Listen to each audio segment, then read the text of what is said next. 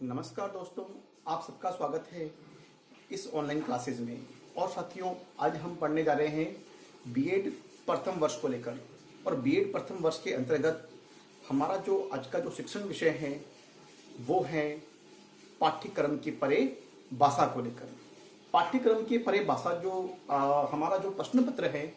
ये हमारे पाठ्यक्रम की इकाई का चतुर्थ प्रश्न पत्र है, फोर्थ प्रश्न पत्र है। और इसी इकाई में हम अध्ययन कर रहे हैं इकाई प्रथम का, जो कि भाषा, समाज और सामाजिक प्रोत्साहन को लेकर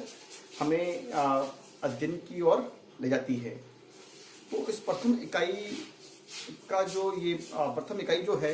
इसमें भाषा में समाज की धारणाओं को यहाँ पर समझाने का प्रयास किया गया है। तो हमने कल के वीडियो में मानकीकरण के संबंध के बारे में हमने बात करी थी। और आज का जो हमारा जो प्रकरण है वो प्रकरण है भाषा का अभाव या न्यूनता का सिद्धांत। भाषा का अभाव या न्यूनता का सिद्धांत को लेकर कि हम भाषा के अभाव या न्यूनता के सिद्धांत में हम इसको कैसे समझेंगे। तो इसको जो देने वाले हैं, इस सिद्धांत को जो देने वाले हैं वो हैं रॉबिन लेकॉफ। इस सिद्धांत के जो प्रतिपादक हैं वो हैं रॉबिन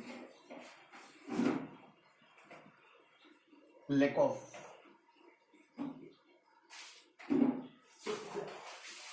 ये रॉबिन जो लेकॉफ है, ये इस सिद्धांत के सूत्रधार हैं, प्रतिपादन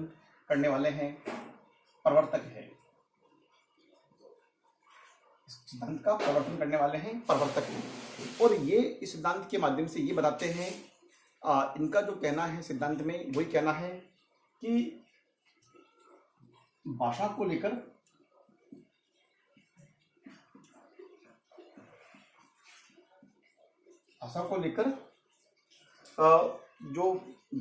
लेकर जो पुरुष हैं वो अपनी भाषा का इस्तेमाल अच्छे से कर सकते हैं बजाय महिलाओं की। यहाँ पर ये बात बिल्कुल सामने आती है कि जो पुरुष वर्ग है या कुछ विचारक है, जब सबसे पहले हम भाषा में लिंग भेदता की बात भी यहाँ करते हैं, तो भाषा में लिंग भेद क्या है? भाषा में लिंग भेद,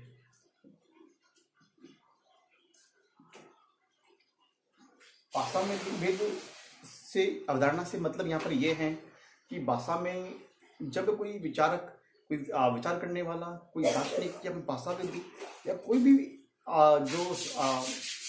लेखक या कोई भी व्यक्ति, सामान्य पाठक भी हो सकता है, और वो ये विचार करें कि भाषा का जो अधिकार होता है वो केवल पुरुषों का होता है, और प्रसंग विशेष के अनुसार महिलाओं की अपेक्षा पुरुष भाषा का इस्तेमाल अच्छे से कर सकते हैं। तो जब दोनों स्थितियों की सामान्य बात सामने आती है, जब दोनों स्थितियों की हमारे सामने आती है, तो ऐसी स्थिति में ये अर्थ निकलकर सामने आता है हमारे कि भाषा का इस्तेमाल तो पुरुष भी कर सकते हैं, महिलाएं भी कर सकती है। लेकिन अब ये होता है कि भाषा का इस्तेमाल जब महिलाएं कर रही हैं, लेकिन वो किसी रुकावट या समस्याओं के आधार पर थोड़ा सा मतलब एक नर्वस हो जाती हैं, या उनके अपने इमोशंस पे कंट्रोल नहीं रहता है, तो वो वहाँ पर भाषा का जो प्रसंग के अनुसार वास्तविक उपयोग होना चाहिए, तो वो वहाँ पर न होकर भाषा प्रसंग से एक इतर चल जाती है। भाषा प्रसंग से हटकर भाषा का प्रयोग जाता है, और वो भाषा प्रसंग के अनुकूल न रहकर प्रसंग विशेष के प्रतिकूल भी हो जाती है कभी कभी। तो वो भाषा का सिद्धांत यहाँ पर रॉबिन लेकॉफ ने बताया है कि भाषा न्यूनता का अभाव बताया है कि महिलाएं किसी समस्या या रुकावट के चलते भाषा का इस्तेमाल प्रसंग विशेष के कभी कभी अनुकूल नहीं कर पाती हैं। तो ये ही भाषा की न्यूनता का सिद्धांत है।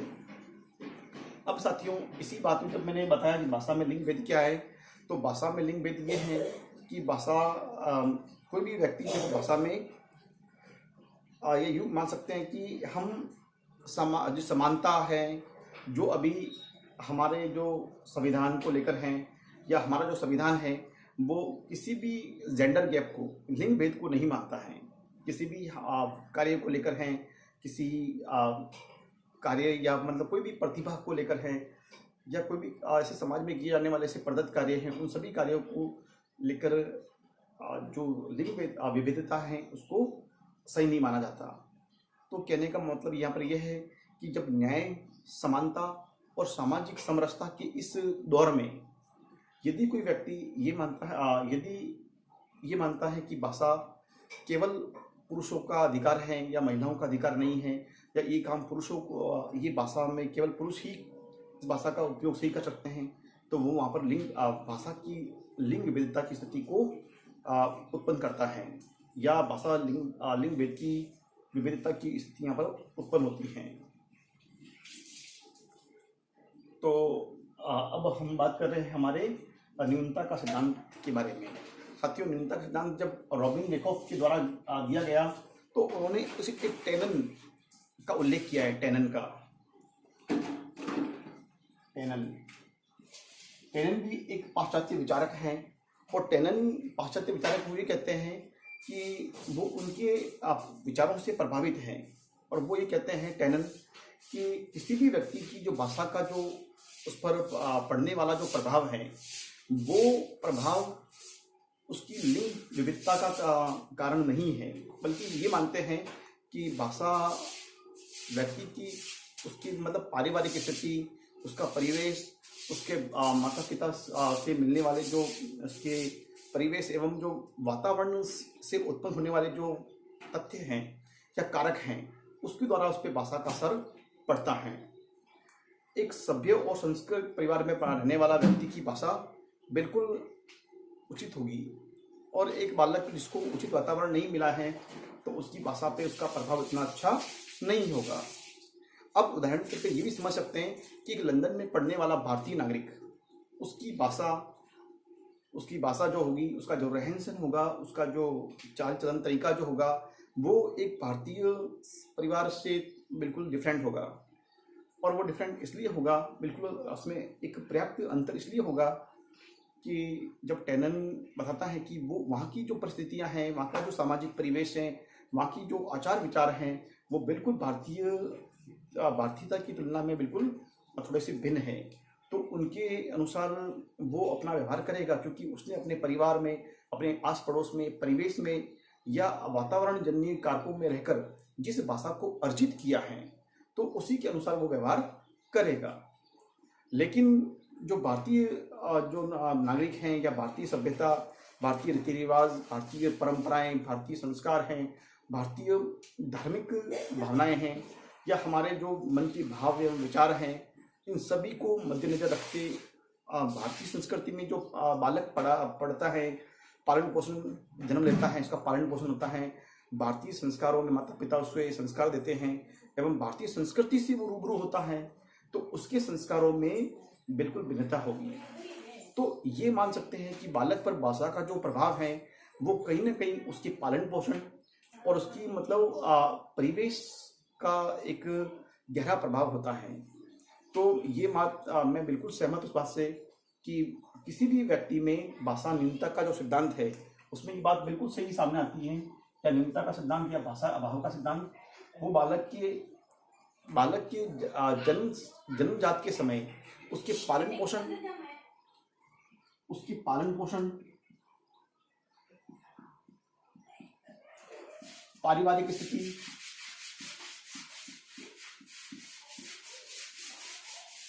स्थिति, उसका परिवेश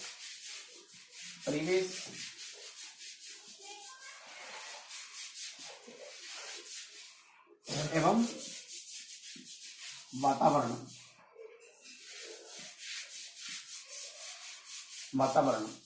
इन कारकों का उस पर विशेष प्रभाव पड़ता है। इन कारकों का उस पर वातावरण जन्य कारकों का विशेष प्रभाव पड़ता है।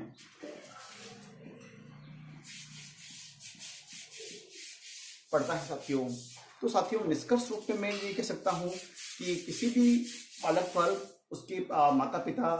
की जो स्थिति है, माता पिता का जो पढ़ा लिखा होना जो माता पिता के संस्कार हैं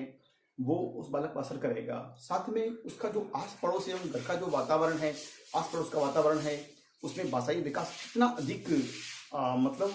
विकसित है, तो उसका असर भी यहाँ पर पड़ेगा। और ठीक उसी प्रकार से यदि मैं बात करूं तो उसी प्रकार से भाषा का असर कहीं ना कहीं उसके आस पड़ोस के परिवेश की भाषा पर भी पड़ता है, क्योंकि एक संस्कृत के माहौल में रहने वाला बालक, जो आस पड़ोस में संस्कृत का माहौल है, तो बालक पे संस्कृत का एक पांडित्यपूर्ण जो परिवेश है वो हावी होगा। और एक बालक जिसपे मतलब किसी मतलब इस्लाम धर्म के लोगों के बीच में रहता है या किसी मतलब रहता है, और उसका जो वातावरण है वो उर्दू जन्य है, उसकी जो शब्दावली है, उसका लहजो लवाज है वो उर्दू शब्दावली से युक्त है, तो उस पर उर्दू का असर ज़्यादा होगा। वही बालक यदि मतलब किसी मतलब फॉरेन लोगों के साथ में रहता है, उन पर फॉरेन कंट्री या पाश्चात्य लोगों का जो रहन सहन है उसके साथ में रहता है, तो उनकी भाषाई शब्दावली, उनकी जो टर्मिनोलॉजी है उसको वो बिल्कुल ग्रहण करता है। तो बालक पर जो भाषा का असर है वो कहीं ना कहीं मान लो वातावरण एवं परिवेश पर विशेष प्रभाव पड़ता है, और माता पिता की स्थिति तो है ही नहीं। तो बालक पे मैं बताना चाहूँगा कि बालक पर जो असर है वो कहीं ना कहीं उसके पालन पोषण, परिवेश, उसकी स्थिति, पारिवारिक स्थिति, परिवेश एवं वातावरण जन्य कारकों का प्रभाव उस पर पड़ता है, और यही भाषा न्यूनता का सिद्धांत है। तो साथियों, आज के लिए इतना ही। हम फिर मिलेंगे अगले वीडियो व्याख्यान में। तब तक के लिए बहुत बहुत धन्यवाद। जय हिंद, जय भारत।